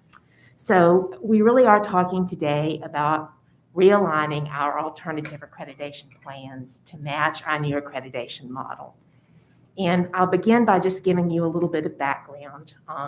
The SOA does provide the authority for you to approve alternative accreditation models or plans for special purpose schools. And special purpose schools are really those that are not a traditional school. They serve a special population and have a different focus. They're often alternative schools. Sometimes there are schools that are specifically for students with disabilities, but they're constructed primarily to serve a specific population. This flexibility for alternative accreditation plans has been in the SOA for more than 15 years. So it actually began under the old accreditation model. And as a reminder, our old accreditation model really focused on SOL pass rates and the graduation and completion index. So you can imagine that there were some schools that really needed some flexibility because the purpose of that school didn't really match the indicators that we were using in the accreditation model. So going on, the SOA does provide the flexibility for a school division, and really it is the local school board in addition to the school division that submits these alternative accreditation plans. And you'll note that the idea is that then the school is evaluated on whatever these other indicators or standards are, rather than the indicators that are included in the accreditation model. You'll note in this slide that it says that the plans are to be approved by the board prior to August the 1st of the school year for which approval is requested. And I wanted to alert you to how that has been interpreted in the recent past. So in the recent past, these alternative accreditation plans would have come before you in the summer before the accreditation year. So this year these plans we're talking about today are for the 2022-2023 accreditation year. So they would have come to you in the late spring or early summer. We are working to accelerate that review process because we believe that the real intent of this initially was to have approval the year before the data was collected. So we're trying to get to the point where the approval would have occurred the August before this school year. Now, our efforts to do that have been somewhat thwarted by the pandemic, but I wanted you to know that we are attempting to move forward so that probably the next time we send a memo out to request the alternative accreditation plans, it will be more likely in the late winter or early spring of this year for the 23-24 accreditation year. All right, and then there also is information in the guidance document that goes with the SOA. Basically, this also allows for school division to request waivers of the SOA on behalf of the school. And again, the plans are supposed to include rationales for why the waivers are necessary. So I mentioned already that the previous accreditation model really was based on SOL pass rates and the GCI. And so because of that, the plans that were submitted under the old model often requested an alternative indicator for everything in accreditation. So all of the test scores, and then if the school was a high school, also GCI. And one of the things we've dealt with as we've moved forward is now there are multiple indicators, and so it's less appropriate to ask for flexibility on all of the indicators. So the last time the alternative accreditation plans came before you, it was actually in late November 19, and then you had final review in January of 20. And at that time, we had switched to the new accreditation model, but the plans that were submitted really were very much of the flavor that we had under the old model, where schools were asking for flexibility on all of the indicators and also looking at lots of bonus points. And we'll talk more about that as Amy begins her presentation. And at that time, in particular, Ms. Holton said, we need to think differently about this. And I think your point, Ms. Holton, was that you felt that the new accreditation model with all of the indicators and the flexibility of growth included perhaps provided more flexibility for schools than was previously there, and maybe there was less need for the alternative accreditation models.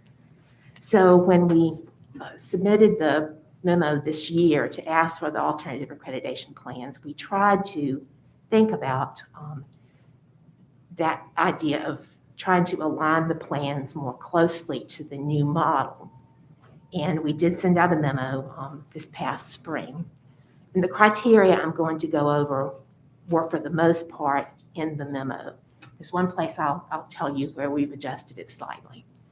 But we wanted to make sure that it was very clear what the purpose of the school was and the population served, and why the current accreditation model really wasn't appropriate for those students and that purpose.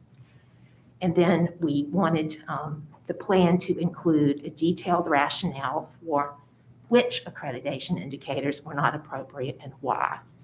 Again, the focus was on which, not all of them, but choose the ones that really are not appropriate for your school, say why they're not appropriate, and then provide a rationale. So we did have some plans come in, and we had an internal committee review those, and then that internal committee included Jen Pavarena, who you know quite well, Susan Williams, Sarah Susberry from Assessment, Lisa Martin from the Office of School Quality, Zania Burnett, thank you. Zania Burnett from Special Ed, Heidi Silver Peculia from the Adult Ed, Amy, and me. And so we did spend quite a bit of time this summer reviewing the plans, and really began to think about the need to discourage the discourage the tendency to say that all indicators were inappropriate, and to also discourage the use of the bonus points.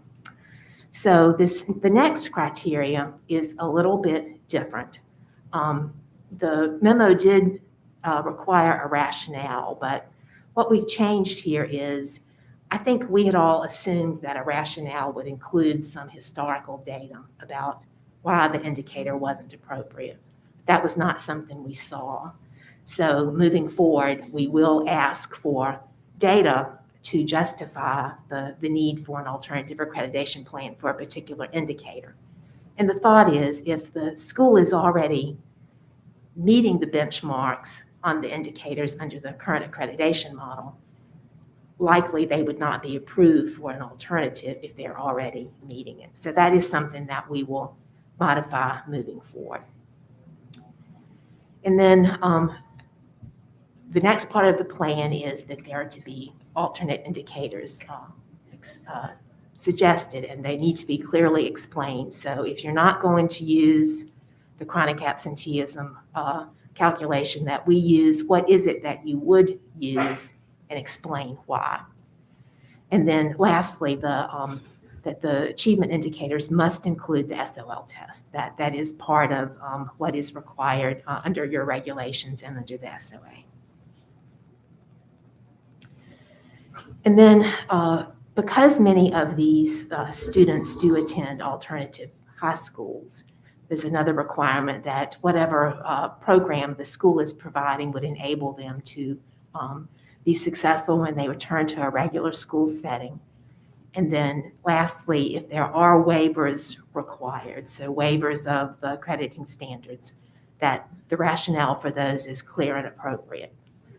Frankly, we have not seen many instances of that request in the current plans. So I'm going to turn it to Amy now, and she's going to talk more specifically about what we saw in the plans reviewed this summer, and then give you a preview of the suggested changes to the plans that we will be making to the school divisions who have submitted. Thank you, Amy. So even with the questions that we put out in the superintendent's memo. I think the schools that put in the plans continued to put forth the same kinds of things in the plans that they have in the past. So when we began to look at the alternative accreditation plans, we wanted to make sure that the plan stayed true to the three main components of our accountability system. One, that there was evidence that there was high quality educational programs for all students, that each plan encouraged continuous appraisal and improvement of the school program so that student achievement could be raised, and that the accreditation model established a means of determining the effectiveness of the unique programs that were offered at each of these schools.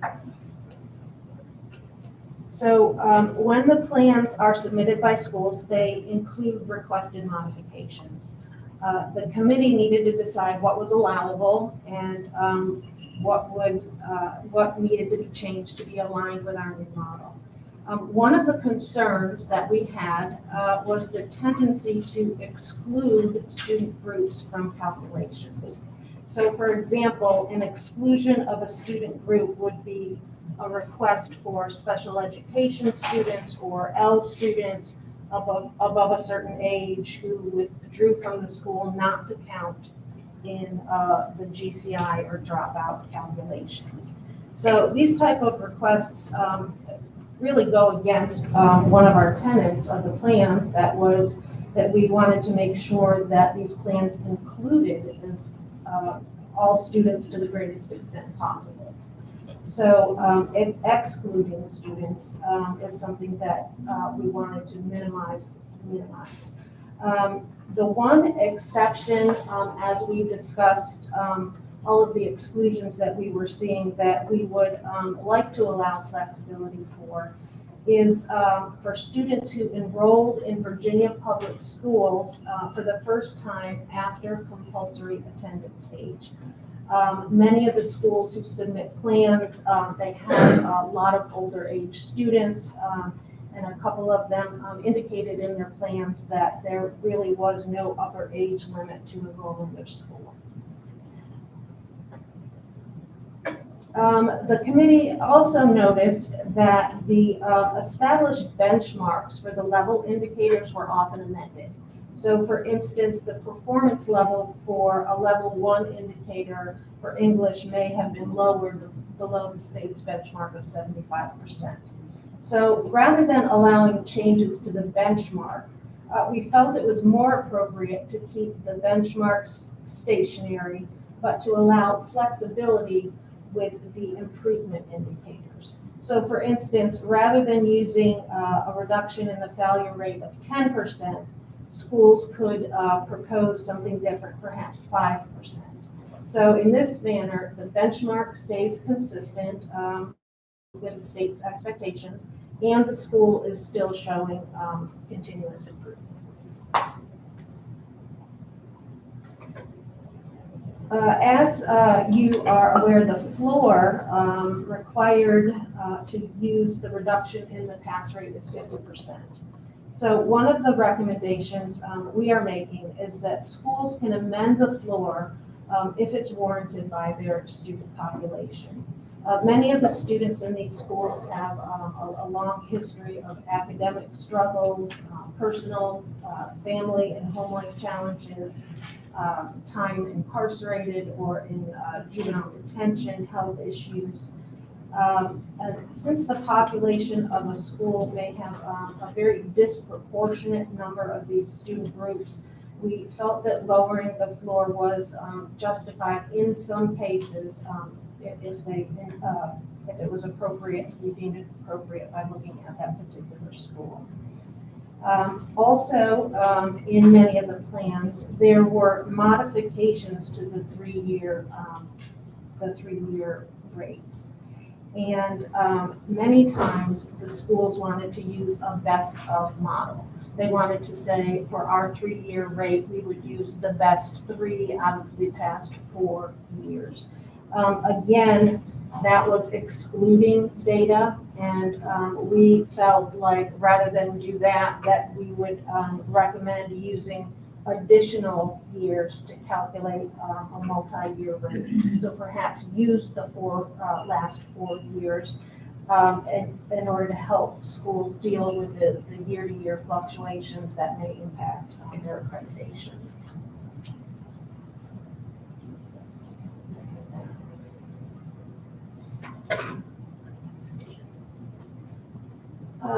Okay, and then with the absenteeism calculations, we wanted to make sure that the absentee calculations also stayed consistent.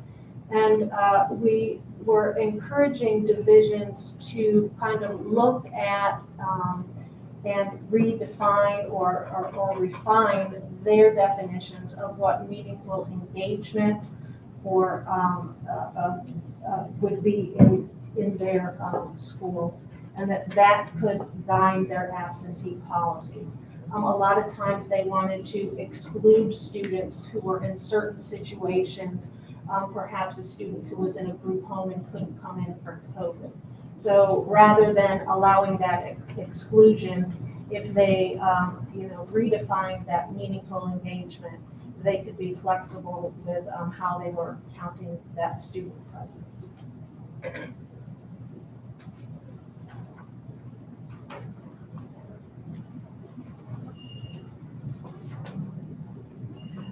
As Shelley mentioned earlier, there are modifications that were very prevalent in the previous submissions. First was the use of weighted values for certain outcomes. So for instance, they would put in their plans that they would like for an advanced pass score to count more than a pass proficient score. The outcomes, as we were looking at them, seem to diminish the intent of the indicator. So we would like to discontinue this practice. And again, we did come up with one exception that we would like to allow, and that is the use of weighted values for students who score in the 375 to 399 range. Because scores within this range are usually or are allowed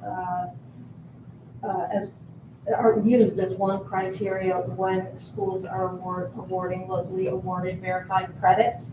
So we saw merit in allowing tests in this score range to contribute to these schools' calculations. A second modification that we've allowed in the past was the use of bonus points, as Shelley had mentioned earlier, to earn points towards an accreditation indicator. So for instance, a school may request that they earn bonus points towards the GCI indicator when 25% of graduated and completers, graduated students and completers have held employment for 20 or more hours per week, or that they earn bonus points if their pass rate is at least 65% for students with a behavior intervention plan. Again, these bonus scenarios tended to be very specific. They are most often, there's most often multiple bonus point scenarios within an indicator. And it's really often difficult to determine why a particular bonus point scenario or threshold was used or set, or how it really would be tracked by the school. So the bonus point scenarios really tend to muddy the waters as to what the indicator is really representing. And lastly, we would no longer like to allow amended definition of terms and the calculations that go with them. We would like for the terms to be the same across the state, regardless of what school it is. So, for instance, amending what a transfer student is. Transfer students in some situations are not counted in pass rates. And so broadening that definition for them would impact their rate. But again, we would like to avoid that practice as much as possible. So in terms of feedback, this goes back to what Shelley was explaining at the beginning. We will be providing very specific feedback to each of the schools on their plan to ensure that the school and the student population does indeed justify the need for an alternative accreditation plan, that the modifications are thorough, that they have historical data, that the sample calculations are in the plan in order to provide clarity to us so that we can make sure we understand what it is that they are proposing, and that the modified indicators are objective, they're measurable, and they're related to the purpose of the school. And then, of course, we would need to make sure that the achievement indicators use the statewide assessments.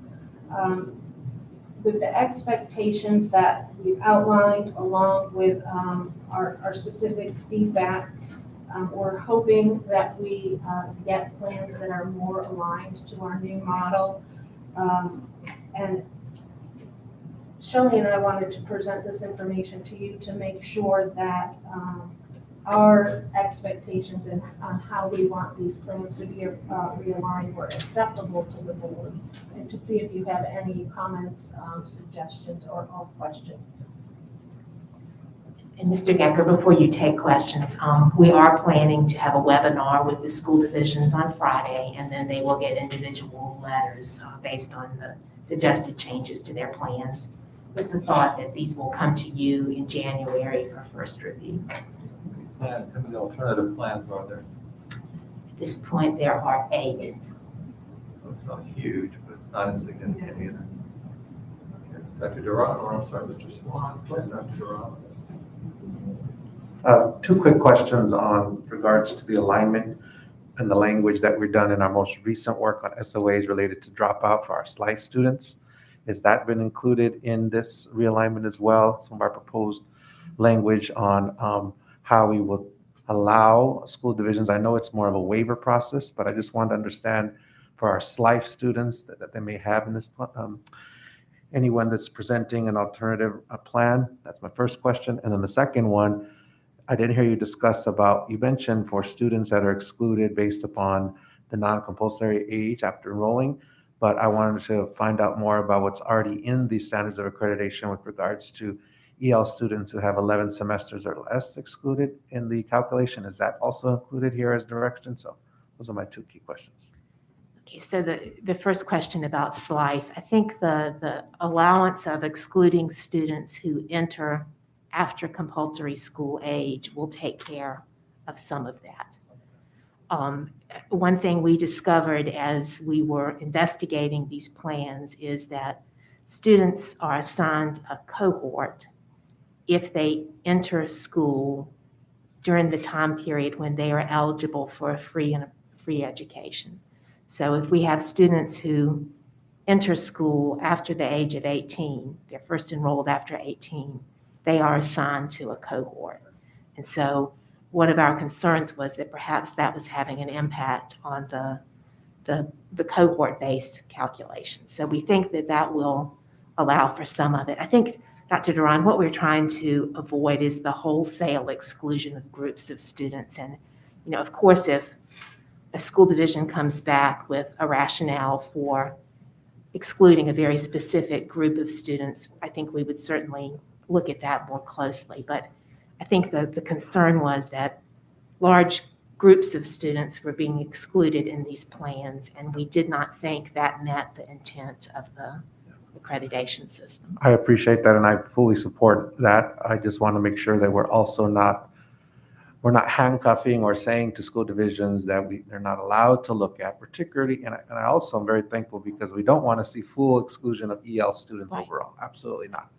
But when we're looking at our SLIFE students and some of our students who have come to our country recently, or some of our students who don't have the amount of credits, and they may be earlier than the age limit. So it will be addressed. A lot of them are the 18, but some of them are younger than that.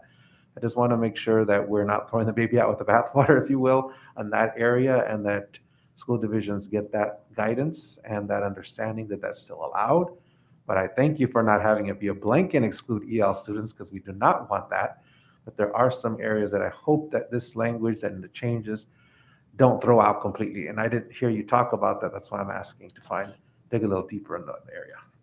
And then as far as your question about the 11 semester rule, one thing we failed to say was that these alternative accreditation plans only go into effect. They're only used if the school doesn't make it on the regular accreditation model. Okay. So we would still allow those students who have been enrolled for fewer than 11 semesters to be excluded from the calculations, the regular calculations. And I don't remember, Amy, that anyone said anything about that in their plans, just because it's something we would It's very do limited. already as part of Okay. regular accreditation. Well, thank you for that. And again, I think you said you're going to have a webinar or something. So I would just encourage that you let school divisions know that we don't want full blanket, but there are some special circumstances, particularly around some of our EL students, and to work with the department on those. But thank you for not excluding all EL. We don't want that at all. So appreciate that. Mr. Swan. Yes, my question is for those schools who were on the cusp of not being accredited, how are we addressing the learning loss during pandemic if they're averaging years of data, if the data is constantly dropping within the last 2 years? You understand my question? So I think you're asking about probably the regular accreditation Mhm. model and how we will address the 3-year average. So our plan is to use for the 3-year average 17, 18, 18, 19, and 21, 22. So we'll have 2 years previous to the pandemic. Is that what you're asking, Mr. Swan? Yes, ma'am. I was just wondering, even with this particular school year, we're still seeing in the schools students being quarantined, students coming back. So that affects the performance rate of students. In addition, what we're seeing is that students are tired of screen time. And so when they perform on the state tests, because they have been used to so much virtual learning, they just click, click, click, click, click, which will affect the school's performance. So that's what I was I asking. think another thing to remember is that growth is part of your accreditation model now. And so I think many students will be picked up in that growth part of the combined rate. Amy, did you have anything you wanted to add? Okay. Anybody else? I'm sorry, Dr. Mann. Well, I just wanted to thank you and just acknowledge one thing that I appreciate hearing in kind of your assessment. What could we do, or how can we help schools think a bit differently about what it is they're trying to achieve? And so the focus on including as much as possible rather than excluding. I appreciate that very much. And this focus on demonstrating continuous improvement as a result of including all of the information or all of the data that schools have available to them. So that was a point that I wanted to just acknowledge and appreciate that. Thank you. Well, we're trying to demonstrate continuous improvement by suggesting that we need to adjust our plans to match the new model. Yeah, actually, thank you. That gets to my question. I really wanted to make sure I was understanding this, of course, because we've spent a lot of time talking about the regular standards of accreditation. And so am I to understand that this just speaks to opportunities for alternative schools to have another pathway towards accreditation if they are not meeting the regular pathway? That's correct. So many of the schools we currently have plans for are adult high schools. And so they might have some students who fall into the K-12 realm, but then many of the students are adults. And the other type of school we have often are schools that are specifically for students with significant cognitive disabilities. So really, those are the two types of schools. They really are special purpose, dealing with students who are not successful in the regular school environment, or those who have really significant disabilities and need to be cared for and instructed in a special setting. Anybody else? I will say I thought another Nora was coming, so I Oh. Is this gonna be a Nora moment? No Noras today. Sorry to disappoint. Well, thank you both very much. Thank you.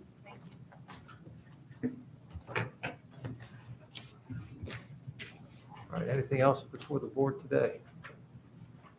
If not, we will stand adjourned until 9 o'clock tomorrow morning. Thank you all very much for being here. Nobody moves. I